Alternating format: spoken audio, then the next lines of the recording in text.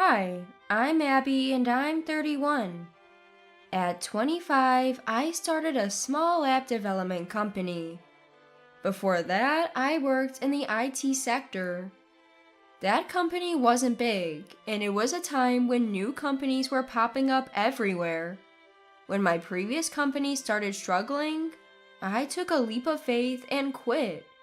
I then founded a mobile game development company. My husband Mikey is the same age as me and was a colleague at my former job. Several people quit around the same time as I did, but Mikey chose to stay. He didn't like the idea of me starting a business at all. You see, Mikey's not the adventurous type, nor is he keen on trying new things. He always seeks stability. He doesn't have much ambition at work and isn't interested in promotions. For Mikey, a simple life is enough. He's not into materialistic things, nor does he have any particular hobbies. In contrast, I'm the complete opposite. I strive to achieve in my work and love to face new challenges. Shopping is a treat, and I cherish attending concerts of my favorite artists. At first glance, we might seem incompatible, but that's not the case. We complement each other, filling the gaps the other has. I'd say we're pretty compatible. Our love story began at the workplace, and we tied the knot 2 years ago. 6 months back, we bought our dream single-family home. We didn't want to compromise, so it's a white-themed house that we're very particular about. Since we both love kids, we've set up a kids' room for our future child. Every day, we carefully clean our wooden-scented space, cherishing each moment. Lately, since moving to our new home, Mikey's been saying, I really want kids soon. If you keep working non-stop, Abby, you'll be left behind. Everyone on social media has kids, don't they? You see that, right? Our parents are also pressuring us. Maybe it's time you take a step back from work. This was my biggest fear. Mikey's income has significantly decreased. The company he works for is underperforming, with many employees quitting. Now, including Mikey, only 3 remain. And they're often working remotely, which means hardly working. This month, he's hardly been to work. Before I realized it, his pay resembled that of a part-time job. We have a mortgage to pay, and we can't live on Mikey's income alone. Discussing our financial situation directly is a delicate matter, so I've been avoiding it. Mikey realizes his income has dropped, but he shies away from the idea of finding a new job. I carefully chose my words as I responded.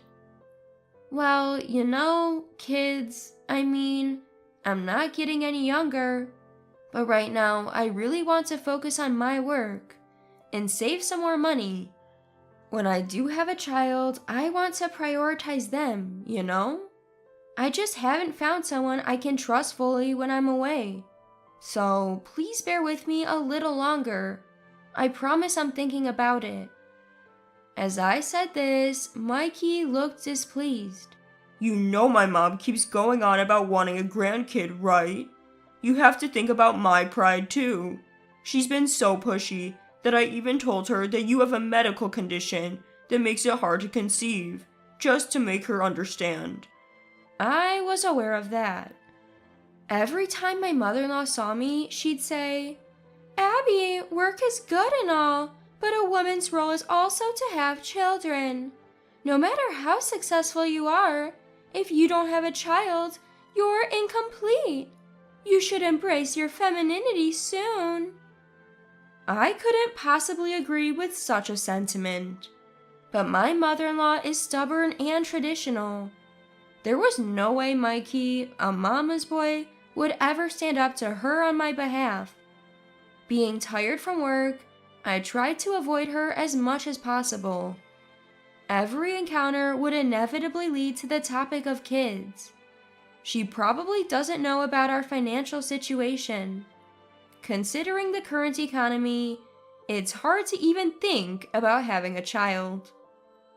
Then one Sunday, as we were enjoying our day off, the video doorbell rang. The monitor displayed my mother-in-law. Though I wanted to pretend we weren't home, our car was in the driveway, so we couldn't. Mikey opened the door and let her in. Without missing a beat, she threw a snide remark at me. "You've embarrassed me, Abby." Naturally, I had no clue what she was talking about. "I ran into an old friend from my school days. She has 3 grandkids from a son who's a year younger than Mikey. She was showing off. I never imagined I'd face such humiliation at this age. This is what you get for having a clueless daughter-in-law." She directed her anger at me. "It's all because you won't give us a child. Don't you feel sorry for Mikey? Time's ticking and you need to plan for the future. You keep talking about work, but aren't games just for nerds? Anyone can do that, can't they?" Ignorance is truly terrifying. She had no idea about my efforts and achievements.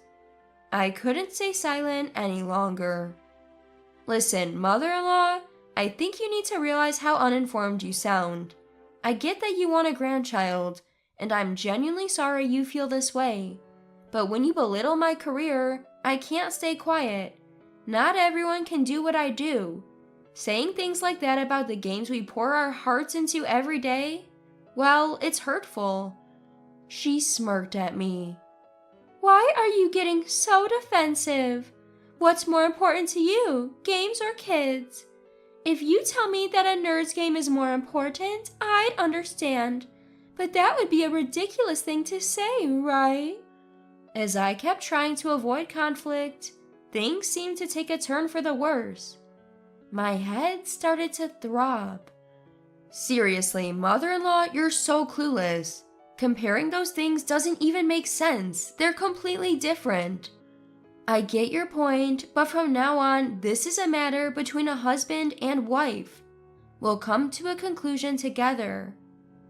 I thought my words might be a bit harsh, but I couldn't stay silent any longer.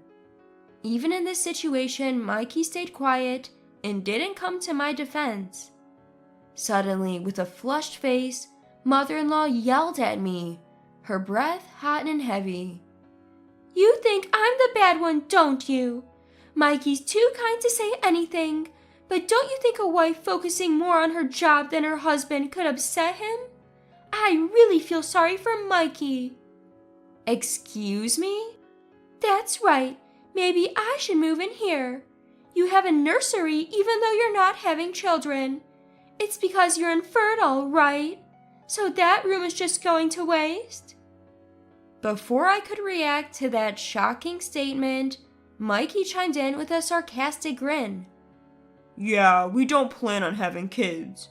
It might be more efficient if Mom lived here. We're both working, so the house is often empty. It would be better for security if someone's always home. I'm all for it." I was taken aback by his statement. I always knew Mikey was a mama's boy, but I never expected him to go off the rails like this, without even considering my feelings. Annoyed, I retorted sarcastically to Mikey. "You're working from home these days, right? I think our security is just fine. If we need security, we'd hire professionals. We don't have any valuables that require high-end security anyway. Whose life are you talking about?" Mikey, visibly agitated, shouted back at me. "That's how you always are, Abby. Looking down on everyone. Can't you see that attitude of yours drains my motivation? Your business success was just a fluke, right? If I had started a business at the time, I would have succeeded too. I could have earned more. Don't think you're the only competent one here." My patience, already thin, snapped. He made it sound as if he was spouting some undeniable truth. However, I never once said I didn't want children. We just can't have them because we can't get by on just Mikey's earnings. I guess it's time for some real talk. I've kept silent to protect Mikey's reputation in front of mother-in-law. Take a look at this. Can you still say our decision not to have kids is due to my arrogance? With that, I pulled out our household budget and our paychecks. Mother-in-law stared at them with a devilish glare. Mikey looked visibly flustered. Being shown this after boasting must be tough. After all, his earnings are almost the same as a college student's part-time job. Affording a mortgage and supporting a family on this? No way. It would be impossible unless we moved abroad. I began to speak. As you can see, our financial situation depends on both of us working. I don't want our child to struggle or live in poverty. Right now, we just can't consider having a child. If we continue being married, it might never happen. Mikey responded anxiously. I never told you to show Mama our earnings. Do you enjoy making me look bad? Mother-in-law added, Oh, come on, earnings aren't everything. Mikey's gentle nature would make him a good father. Why don't you become the breadwinner? The absurdity gave me a headache. Sure, having a child would be fulfilling, but did you know there are mothers out there coping with stress by playing mobile games and doing their best? If you're going to throw judgments, so will I. A real man can support his family. Though, doing your best in whatever situation is what truly matters. We just don't see eye to eye. Mikey's anger finally exploded. He began to shout. Abby, your high and mighty attitude is what's ruining me. It's like having a boss at home. Leave. I don't want to see your face anymore. Mother-in-law jumped in. Exactly. You think you can say whatever you want? Fine. We don't need a woman like you. I'm going to get divorce papers. Mikey, divorce this insufferable woman. With that, they both headed to the city hall. I'm still puzzled why I should be the one to leave. But I don't want to be with Mikey anymore. I can't stand his face. Those are my feelings. I've reached my breaking point. I finally decided to move out. I quickly packed my belongings. I've never liked having many possessions anyway. I've always been someone who prefers an empty space. People usually call this minimalist. Packing, it was done in no time. Mikey and his mom came home still in a foul mood. Without missing a beat, Mikey started filling out the divorce papers. Then he threw them at me. I've done my part. If you're going to stop this, now's the time. Once these papers are submitted, there's no turning back. I'm so distressed I might not work for a while. But you can just give me the house as compensation. Lucky for you, I'm not a petty guy. You earn well, so it should be no big deal, right? But hey, if you apologize, maybe I'll forgive you. Clearly, he wanted me to beg him to stay. I've never met such a small-minded man before. He's the worst of them all. Without any hesitation, I filled out the divorce papers as well. I wanted to see for myself when they were submitted, so I took charge of that. The next day, the divorce was finalized. People often say divorce is harder than marriage, but for me, it was surprisingly straightforward and liberating. Thinking about that beloved house now inhabited by my two least favorite people, it seems scarier than a haunted house. I don't want to go near it. My belongings? Just a duffel bag and a huge suitcase for overseas trips. I'd like to pat myself on the back for living so minimally. For the time being, I decided to stay at my company. My colleagues laughingly said, "We always knew something like this would happen to you, boss, ha ha ha." But my real revenge starts now. I'm not so kind to keep paying a mortgage on a house where people I despise live. To begin with, there's no reason to pay Mikey any compensation. That's right, the house is in my name. Mikey's salary wasn't enough to get a mortgage approved, so it ended up being under my name. So technically, I'm the owner. I don't need that house anymore. To avoid any future complications, I contacted a lawyer. Marital assets are split 50-50. Of course, the house will be sold. It's been well maintained and is still considered new. The property was acquired cheaply, so the difference between the mortgage and the selling price was a life lesson I could afford. I was thrilled it sold quickly at the price I wanted. And that naive mother and son duo, they believed they could continue living there. It seems his mom just found out the house was in my name after their divorce. Mikey had lied about his salary, so it's not surprising she thought that. The moment they found out about the house sale, they were horrified. I got a call from mother-in-law. "Is it fun making us suffer? I'll forgive you, so cancel the sale now. Mikey's breakdown and inability to work is on you," mother-in-law shouted. I replied, "Forgive me? Sorry, but no matter what you offer, I refuse. Have you ever met someone paying a mortgage for a house they don't live in? I haven't met such a foolishly kind person. We're strangers now." She shot back, "I'll storm into your office right now and spread the truth about what a monster you are. Reputation damage is terrifying, you know." "Feel free to do that. I'm quite busy now," I said, hanging up. I immediately reported the threat to my company's legal counsel. The lawyer arrived promptly. However, despite the threats, Mikey never showed up at my workplace, just as I had expected. It seems Mikey inherited his big mouth from his mother. I provided the lawyer with recordings of my conversations during the divorce and the recent call. The lawyer believes it's more than enough evidence to claim damages. Due to my work, I've developed a habit of recording conversations.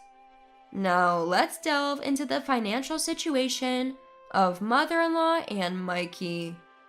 Mother-in-law has never held a job for long, at most 6 months. Her arrogance always gets in the way, so she virtually has no savings. Their current home is a subsidized housing unit. The rent's only $200 a month, reflecting its modest quality. It seems mother-in-law dreamt of leaving that simple life to live in our house. It's always crucial to live within one's means. In the end, mother-in-law's schemes crumbled. To make matters worse, Mikey, now without a home, ended up moving into that subsidized apartment. And karma seemed to catch up with the duo for their wicked ways. To top it all, the company Mikey worked for went bankrupt. Mikey became unemployed. Moreover, the rent for their subsidized housing reportedly goes up with more occupants. In panic, the two apparently complained to the local authorities, but there's no bending rules for individual grievances. Predictably, the duo, filled with pride, faced challenges while job hunting. They sought high-paying jobs, but without experience, it was a stretch. With no savings to start with, Mikey resorted to day labor and part-time work. And with my legal actions, the mother-son duo became utterly demoralized. They borrowed money from relatives and astonishingly managed to pay the damages in a lump sum. Even the lawyer was taken aback by this unexpected turn of events. I couldn't stay at the office forever. Being at the company keeps me constantly in battle mode. I crave a place where I can truly relax. Come to think of it, I haven't felt relaxed at home recently either. I took the plunge and bought an apartment near the office. After my experience with a house, I decided against it. Living alone, I'm looking for a place with top-notch security. Being single and working hard, it's challenging to connect with neighbors. But I found an apartment that fits all my demanding criteria perfectly. You know, I'm the kind of person who always finds a silver lining. Inspired by recent events, I developed a romance simulation game for adults. It became a massive hit, turning into the company's flagship game. I really do love my job. For now, I'm more passionate about work than romance.